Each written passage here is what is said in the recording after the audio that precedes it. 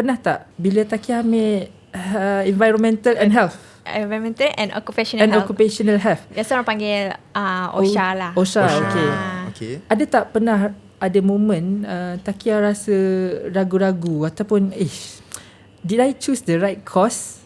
And if you did experience that moment, macam mana Taki handle that situation? Okay, saya rasa jawapan pendek dia memang pernah. Dan saya rasa semua orang waktu nak memilih buat keputusan yang besar, memang confirm akan rasa ragu-ragu ataupun betul ke kita akan pilih perjalanan ni yang untuk kita, yang kita memang akan nanti kita nak pergi kerja dalam bidang tu ke, macam mana, dapat ke peluang pekerjaan dalam bidang tu. So ragu-ragu tu sentiasa ada. Tapi kalau ikut pengalaman saya, ragu-ragu tu datang bila saya dah masuk dalam course yang saya belajar. Waktu saya pilih tu saya tak ada rasa ragu-ragu, saya memang pilih. Dan saya dapat course ni, saya masuk first year tu bila lecturer kenalkan, kan dia akan cakap expectation you akan belajar apa. Yes. So time tu saya baru tahu course saya ni akan ada 3 kali intern. Setiap second year, third year, fourth year. And then benda ni memang hands on yang akan orang kata 100% akan berurusan dengan manusia. Jadi saya ni sebenarnya introvert sangat. Time tu.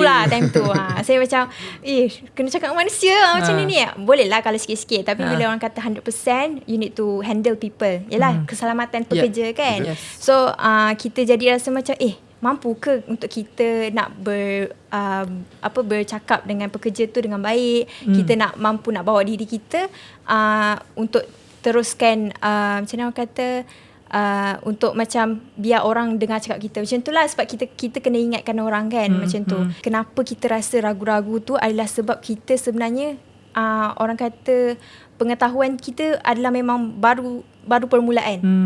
Jadi along the time bila saya study second year, third year dan kita dah join few internship kan, kita punya ilmu pun bertambah lah dalam bidang yang kita ambil ni. Dan kita jadi lebih yakin dan lebih berpengetahuan untuk macam bawa diri kita.